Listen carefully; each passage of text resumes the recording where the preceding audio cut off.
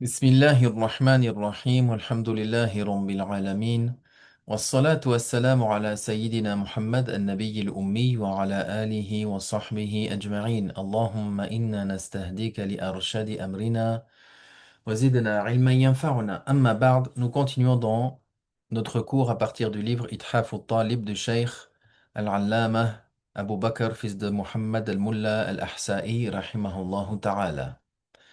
Nous sommes arrivés au chapitre du tayammum, la lustration pulvérale.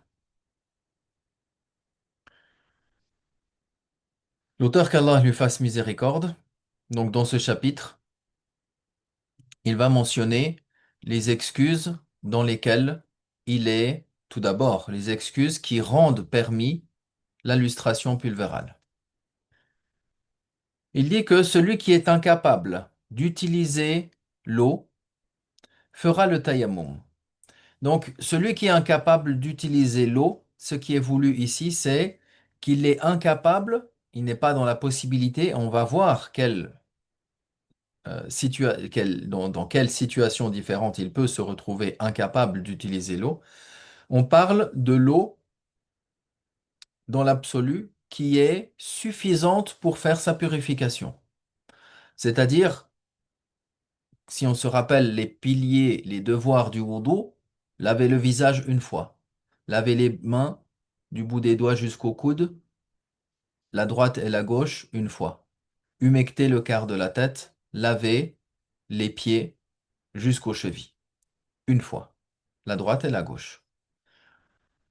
Le minimum, la quantité d'eau que la personne a besoin pour faire ça, les piliers, les fards du wudu, s'il n'a pas la quantité suffisante, s'il n'a pas ce qui lui suffit, alors il fera donc la lustration pulvérale. Il fera le tayammum.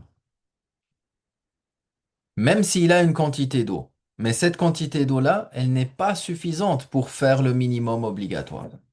Contrairement à d'autres écoles qui vont regrouper la purification avec l'eau et le tayammum dès lors que la personne n'a plus d'eau. Donc, quand est-ce que la personne peut se retrouver dans une situation où elle est incapable d'utiliser l'eau?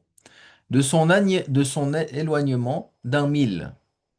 Être éloigné de l'eau à une distance de 1 mille. 1 mille correspond environ à, il y a plusieurs estimations, mais correspond dans la vie rapportée, la vie qui est notoire, à 1,8 km.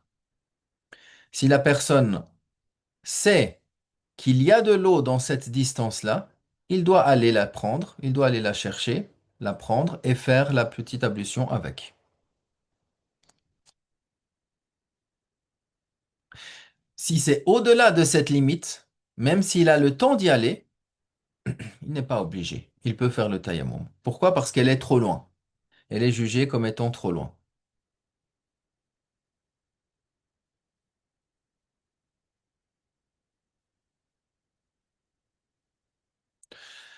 Ensuite, il dit également en raison d'une maladie. Si la personne craint euh, pour sa santé, il craint la maladie, ou il craint l'augmentation de sa maladie, ou il craint la guérison, que la guérison de sa maladie ne soit retardée s'il utilise l'eau. Alors dans ce cas-là, dans tous ces cas de figure-là, il peut faire le tayammum. Comment il va déterminer cela? Soit par sa propre expérience. Il sait que dans sa situation-là, dans sa maladie, il sait que s'il utilise l'eau, ça lui nuit. C'est nuisible pour lui. Dans ce cas-là, il fait le tayammum. Ou également par l'avis d'un médecin musulman digne de confiance. Le médecin musulman qui est probe, donc à qui est qu'on dit digne de confiance, qui est digne, qui est probe, il fait preuve de probité, c'est-à-dire il ne fait pas les grands péchés et il ne persiste pas sur les petits péchés.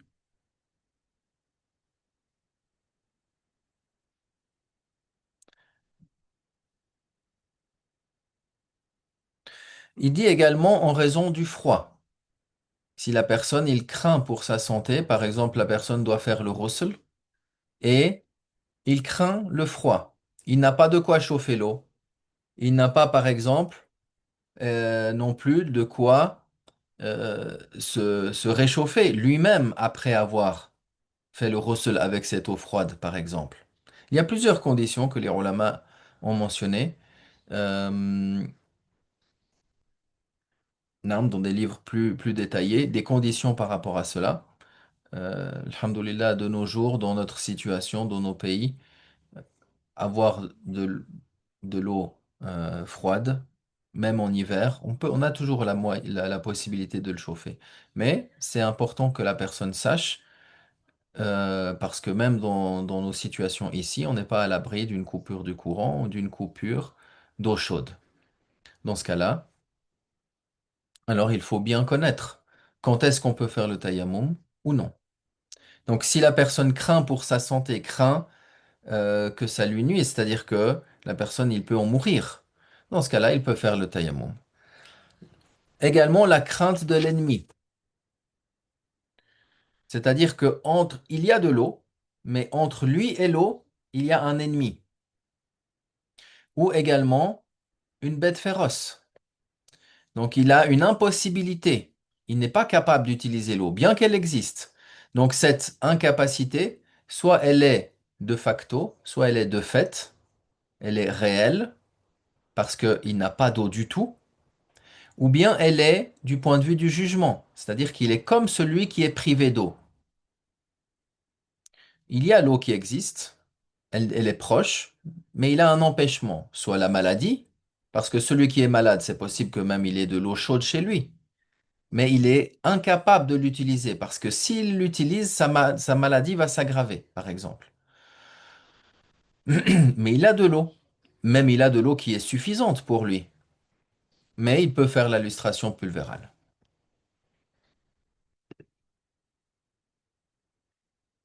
Également, de la soif. C'est-à-dire si la personne, il est en voyage et il a besoin de cette eau-là pour boire. Alors dans ce cas-là, il fait le tayammum. Ou également, il n'a pas les moyens d'accéder à l'eau pour la puiser. Il y a un puits et il n'y a pas le seau dans ce puits-là. Et il n'a rien avec lui pour aller puiser l'eau. Dans ce cas-là, même si il a l'eau, la présence d'eau est effective, mais il est dans l'incapacité de pouvoir l'utiliser. Dans ce cas-là, il fera la lustration pulvérale.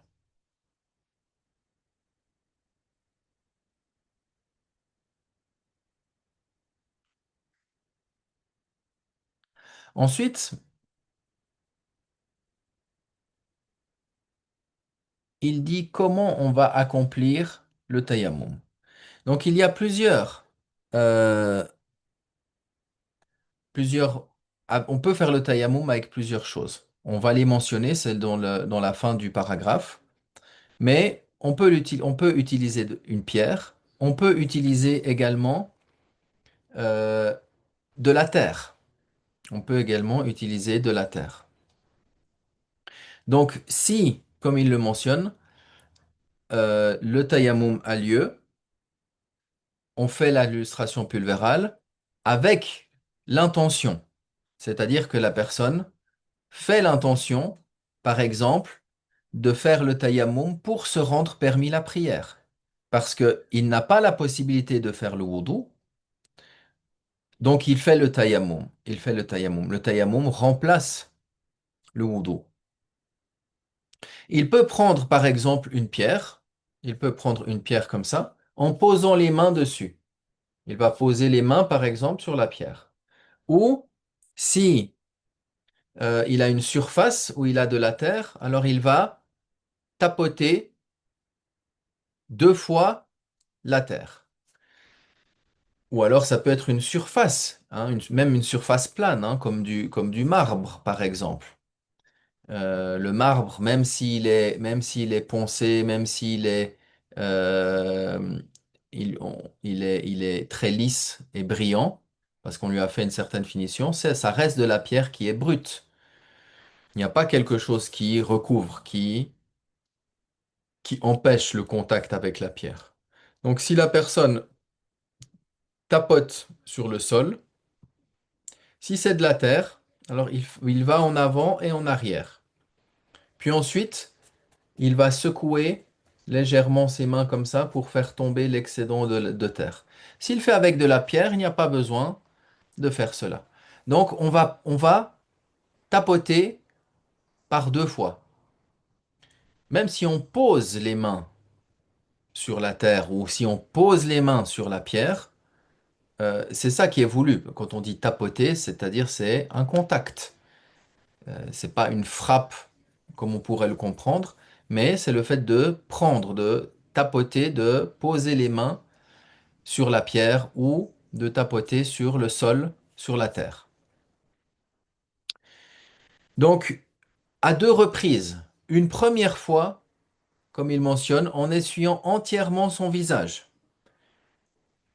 Les membres du tayammum sont le visage, les mains, du bout des doigts jusqu'au coude inclus. Et c'est tout. Donc on le fait en deux fois. On prend une première fois, comme si on prenait, on a montré l'exemple où on prend la pierre.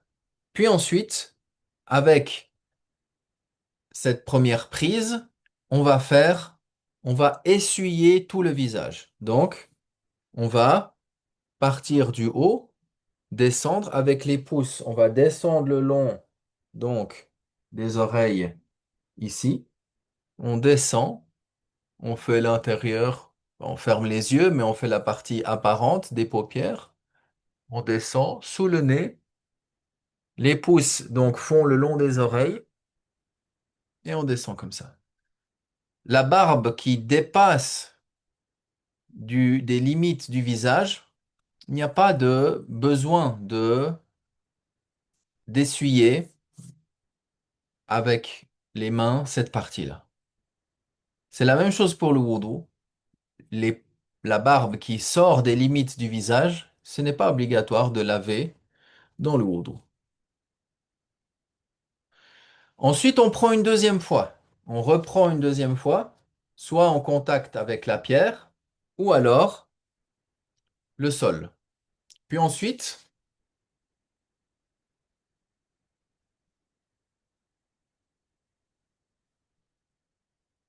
on remonte, bien sûr, les manches. Si la personne a une bague, il l'enlève. Si la personne a une montre, également, il l'enlève.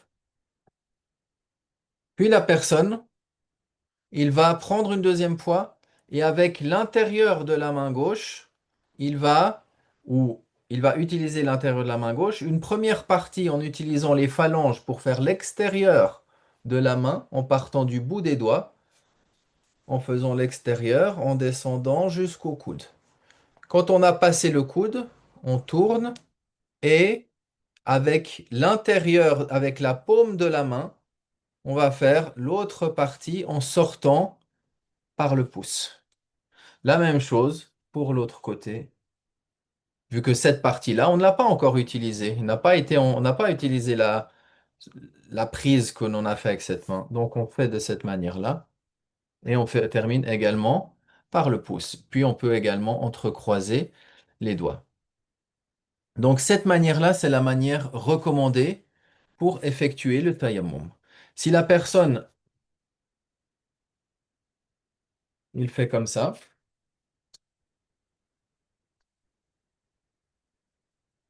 c'est valable. Il n'y a pas de problème. Le but, c'est d'essuyer entièrement la partie qu'il est obligatoire d'essuyer dans le tayammum.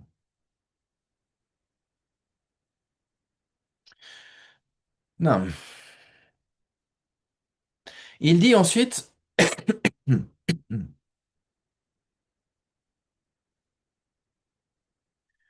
et cela même s'il est en état d'impureté rituelle majeure. La personne qui est junub, ce qu'on appelle junub, état d'impureté rituelle majeure, il est dans un état qui rend obligatoire le ghusl. Ou même si la femme a les... euh,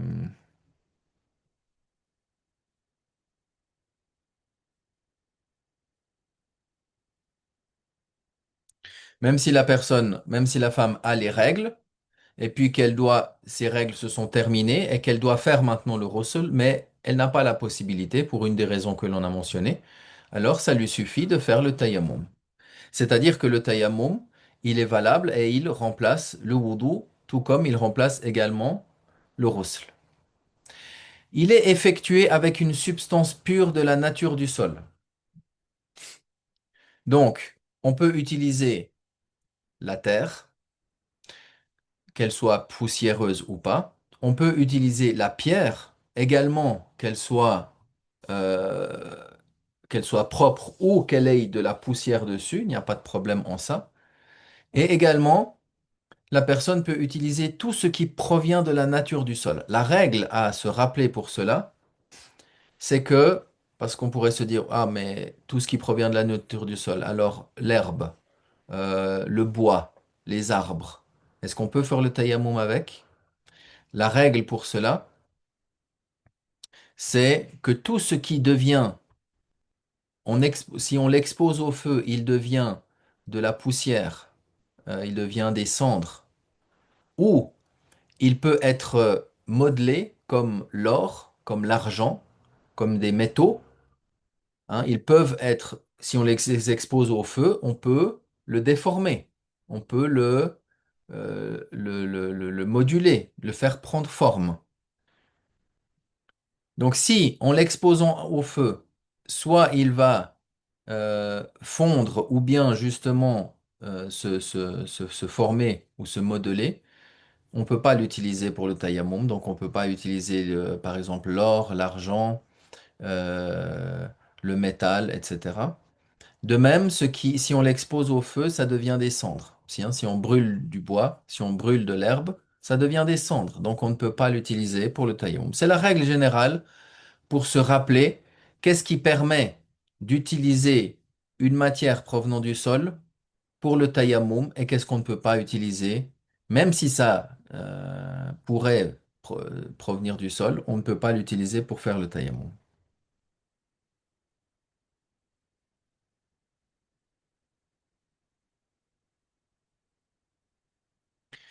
Non. Il dit qu'elle est valide, la lustration pulvérale, elle est valide avant l'heure de la prière. Ce n'est pas une condition d'attendre que le temps de la prière ait débuté.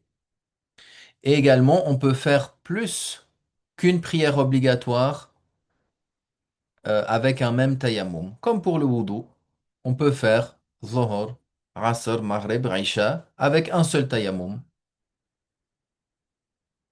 Maintenant, il mentionne ce qui annule la petite, ce qui annule le wudu. Pardon, ce qui annule le tayammum. Donc, ce qui annule le tayammum, tout ce qui annule le wudu. Ce qui annule le wudu qu'on a vu précédemment annule également la petite ablution.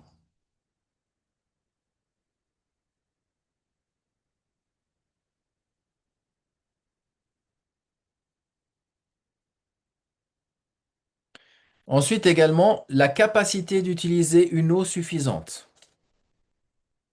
Celui qui a la possibilité, qui a la capacité d'utiliser de l'eau qui est en suffisance pour faire le minimum du wudu, alors par cela son tayammum est annulé. Ce n'est pas simplement de trouver de l'eau, parce qu'on pourrait trouver de l'eau, mais la personne, il est dans une situation où il est malade. De toute façon, il ne peut pas l'utiliser. C'est pour ça qu'il mentionne la capacité à utiliser l'eau suffisante pour faire la purification, même si c'est en lavant les membres une seule fois.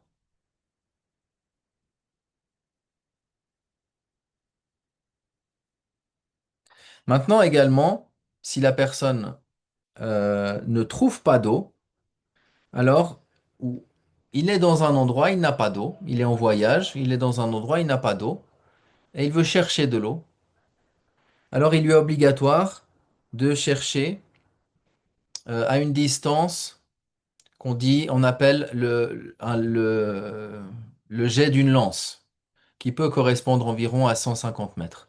Donc la personne, il cherche dans les différentes directions où il pense qu'il y a de l'eau, où il pourrait avoir des signes qu'il y a de l'eau, alors il va chercher dans ces directions-là pour trouver de l'eau. S'il ne trouve pas l'eau, il fait la lustration pulvérale.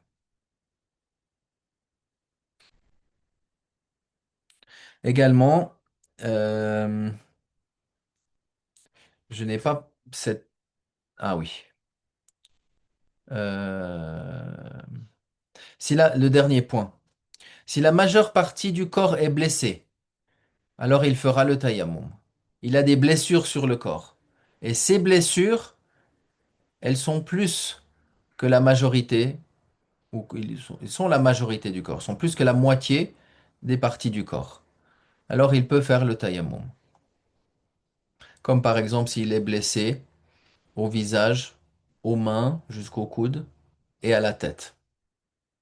Dans ce cas-là, il peut faire le tayammum. Dans le cas contraire, il lave ce qui peut l'être, ce qui peut être lavé, il lave ce qui peut l'être et ne combine pas les deux. Donc si la personne tout simplement, il a une brûlure sur le bras qui l'empêche d'utiliser l'eau, ou il a un plâtre, par exemple, ou il a quelque chose qui fait qu'il ne peut pas laver cet endroit.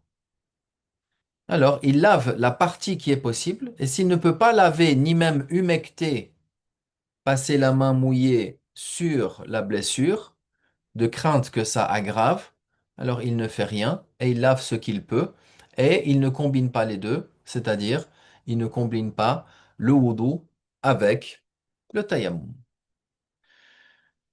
Par cela, on termine le chapitre du tayammum d'une manière brève, mais d'une manière quand même concrète pour avoir un cas de figure ou une compréhension globale de la situation des diverses contexte dans lequel on peut faire la lustration purpurale, dans le cadre où on ne peut pas la faire, comment la faire, avec quoi.